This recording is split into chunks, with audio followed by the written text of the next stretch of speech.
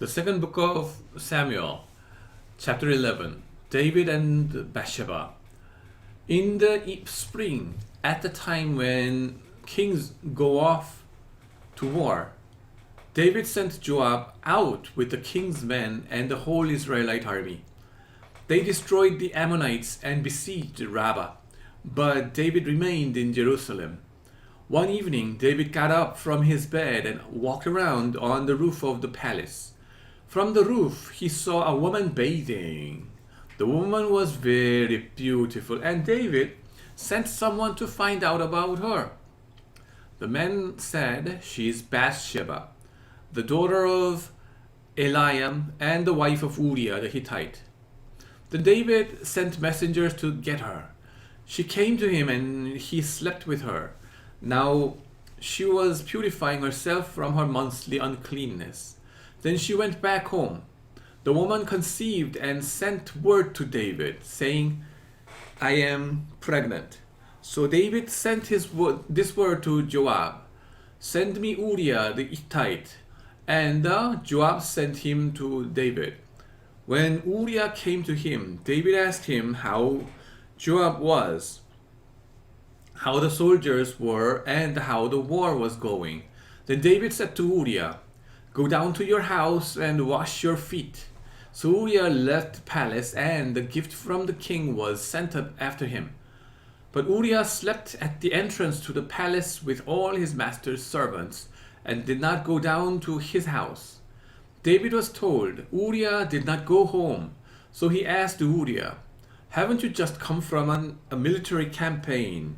Why didn't you go home?" Uriah said to David, "The ark and Israel and Judah are staying in tents, and my commander Joab and my lord's men are camped in the open country. How could I go to my house to eat and drink and make love to my wife? As surely as you live, I will not do such a thing." Then David said to him, "Stay here one more day, and tomorrow I will send you back." So Uriah remained in Jerusalem that day and the next. At David's invitation, he ate and drank with him, and David made him drunk. But in the evening, Uriah went out to sleep on his mat among his master's servants. He did not go home. In the morning, David wrote a letter to Joab and sent it with Uriah. In it, he wrote, "Put Uriah out in front, where the fighting is fiercest. Then withdraw from him, so he will be struck down and die." So while Joab had the city under siege, he put Uriah at the place where he knew the strongest defenders were. When the men of the city came out and fought against Joab, some of the men in David's army fell. Moreover, Uriah the Hittite died. Joab sent David a full account of the battle. He instructed the messenger, "When you have finished giving the king this account of the battle, the king's anger may flare up, and he may ask you, 'Why did you get so close to the city to fight? Didn't you know they would shoot arrows from the wall? Who killed Abimelech, son of Jerubbaal? Didn't a woman drop an upper millstone on him from the wall so that he died in Thebez? Why did you get so close to the wall?' If he asks you this, then say to him, 'Moreover, your servant Uriah the Hittite is dead.'" The messenger set out, and when he arrived, he told David everything Joab had sent him to say. The messenger said to David, "The men overpowered us and came out against us in the open, but we drove them back to the entrance of the city gate. Then the archers shot arrows at your servants from the wall, and some of the king's men died. Moreover, your servant Uriah the Hittite is dead." David told the messenger, "Say this to Joab. Don't let this upset you. The sword devours one as well as another. Press the attack against the city and destroy it. Say this to encourage Joab. When Uriah's wife heard that her husband was dead, she mourned for him. After the time of mourning was over, David had her. David had her brought to his house, and she became his wife, and bore him a son. But the thing David had done displeased the Lord. Chapter 12. Nathan rebukes David. The Lord sent Nathan to David. When he came to him, he said, "There were two men in a certain town, one rich and the other poor. The rich man had a very large number of sheep and cattle, but the poor man had nothing except one little ewe lamb he had bought. He raised it, and it grew up with him and his children. It shared his food, drank from his cup, and even slept in his arms. It was like a daughter to him. Now a traveler came to the rich man, but the rich man refrained from taking one of his own sheep or cattle to prepare a meal for the traveler who had come to him. Instead, he took the ewe lamb that belonged to the poor man and prepared it for the one who had come to him." David burned with anger against the man and said to Nathan, "As surely as the Lord lives, the man who did this must die. He must pay for that lamb 4 times over, because he did such a thing and had no pity." Then Nathan said to David, "You are the man. This is what the Lord, the God of Israel, says. I anointed you king over Israel and delivered you from the hand of Saul. I gave your master's house to you and your master's wives into your arms. I gave you all Israel and Judah, and if all this had been too little, I would have given you even more. Why did you despise the word of the Lord by doing what is evil in his eyes? You struck down Uriah the Hittite with the sword and took his wife to be your own. You killed him with the sword of the Ammonites. Now, therefore, the sword will never depart from your house, because you despised me and took the wife of Uriah the Hittite to be your own. This is what the Lord says.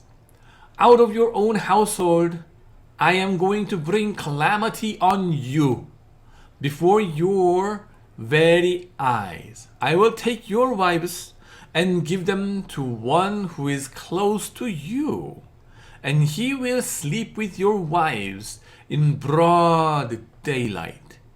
You did it in secret, but I will do this thing on broad daylight before all Israelites." Then David said to Nathan, "I have sinned against the Lord." Nathan replied, "The Lord has taken away your sin. You are not going to die, but because by doing this you have shown utter contempt for the Lord, the son born to you will die."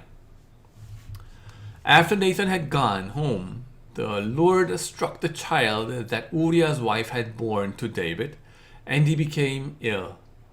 David pleaded with God for the child. He fasted and spent the nights lying in sackcloth on the ground. The elders of his household stood beside him to get him up from the ground, but he refused, and he would not eat any food with them. On the 7th day, the child died. David's attendants were afraid to tell him that the child was dead, for they thought while the child was still living, he wouldn't listen to us when we spoke to him. How can we now tell him the child is dead? He may do something desperate. David noticed that his attendants were whispering among themselves, and he realized the child was dead. "Is the child dead?" he asked. "Yes," they replied. "He is dead." Then David got up from the ground after he had put on lotions, and changed his clothes. he went into the house of the Lord and worshipped. Then he went to his own house, and at his request they served him food, and he ate. His attendants asked him, "Why are you acting this way? While the child was alive, you fasted and wept. But now that the child is dead, you get up and eat?" He answered, "While the child was still alive, I fasted and wept. I thought, who knows? The Lord may be gracious to me and let the child live. But now that he is dead, why should I go on fasting? Can I bring him back again? I will go to him, but he will not return to me." Then David comforted his wife Bathsheba, and he went to her and made love to her. She gave birth to a son, and they named him Solomon. The Lord loved him, and because the Lord loved him, he sent word through Nathan the prophet to name him Jedidiah. Meanwhile, Joab fought against the Rabbah of the Ammonites and captured the royal citadel. Joab then sent messengers to David, saying, "I have fought against the Rabbah and taken its water supply. Now muster the rest of the troops and besiege the city and capture it. Otherwise, I will take the city and it will be named after me." So David mustered the entire army and went to Rabbah and attacked it, captured it. David took the crown from the king's head, and it was placed on his own head. It weighed a talent of gold, and it was set with precious stones.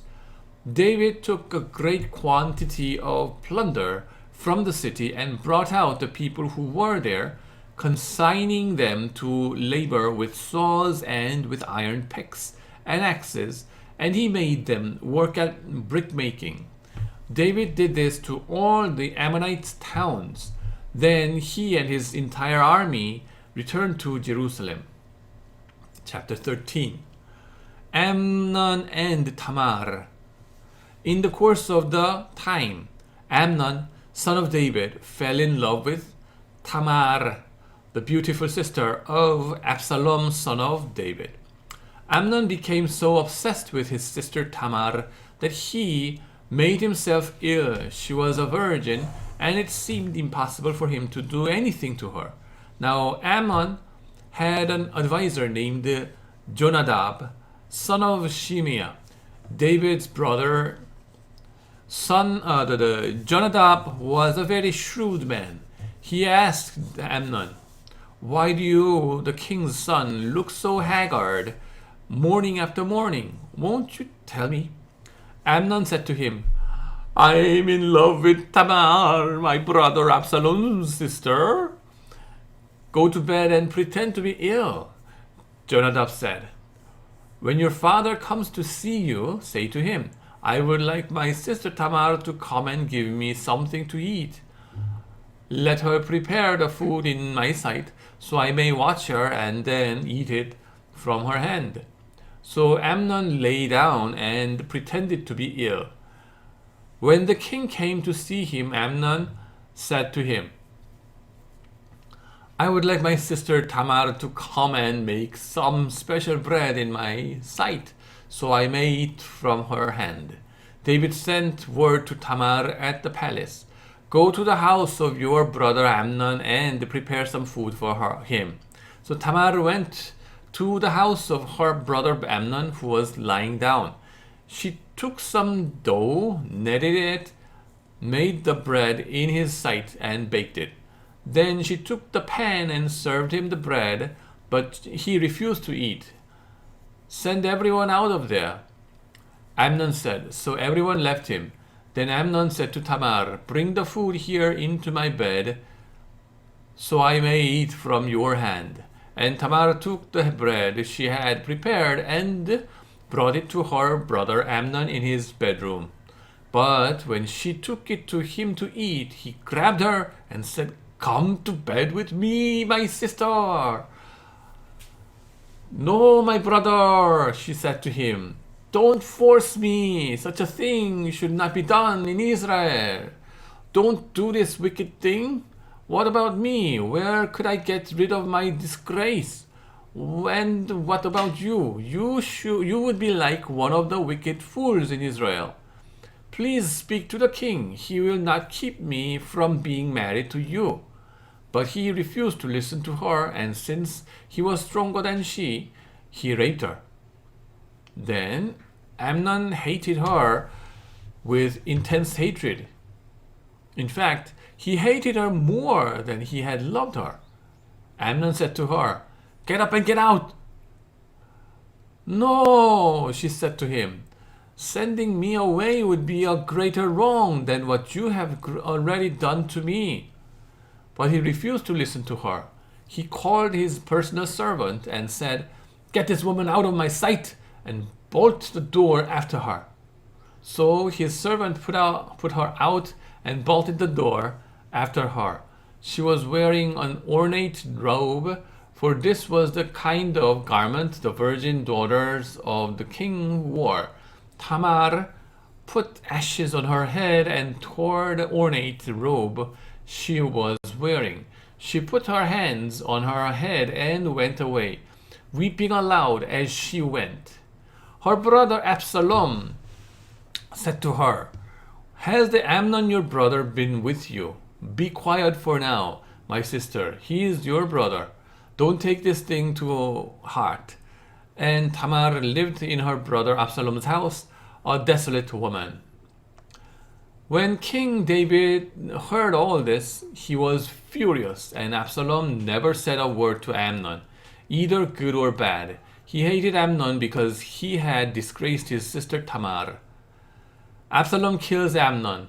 2 years later, when Absalom's sheep shearers were at Baal Hazor near the border of Ephraim, he invited all the king's sons to come there. Absalom went to the king and said, "Your servant has had a shearer come. Will the king and his attendants please join me?" "No, my son," the king replied. "All of us should not go. We would only be a burden to you." Although Absalom urged him, he still refused to go, but gave him his blessing. Then Absalom said, "If not, please let my brother Amnon come with us." The king asked him, "Why should he go with you?" But Absalom urged him. So he sent with him Amnon and the rest of the king's sons. Absalom ordered his men, "Listen, when Amnon is in high spirit from drinking wine, and I say to you, 'Strike Amnon down,' then kill him. Don't be afraid. Haven't I given you this order? Be strong and brave." So Absalom's men did to Amnon what Absalom had ordered. Then all the king's sons got up, mounted their mules, and fled. While they were on their way, the report came to David, "Absalom has struck down all the king's sons. Not one of them is left." The king stood up, tore his clothes, and lay down on the ground. And all his attendants stood by with their clothes torn. But Jonadab, son of Shimeah, David's brother, said, "My lord should not think that they killed all the princes. Only Amnon is dead. This has been Absalom's express intention ever since the day Amnon raped his sister Tamar. My lord, the king should not be concerned about the report that all the king's sons are dead. Only Amnon is dead." Meanwhile, Absalom had fled. Now the man standing watch looked up and saw many people on the road west to him, coming down the side of the hill. The watchman went and told the king, "I see men in the direction of Horonaim on the side of the hill." Jonadab said to the king, "See, the king's sons have come. It has happened just as your servant said." As he finished speaking, the king's sons came in, wailing loudly. The king too and all his attendants wept very bitterly. Absalom fled and went to Tamar, son of Ammihud, the king of Geshur, but King David mourned many days for his son.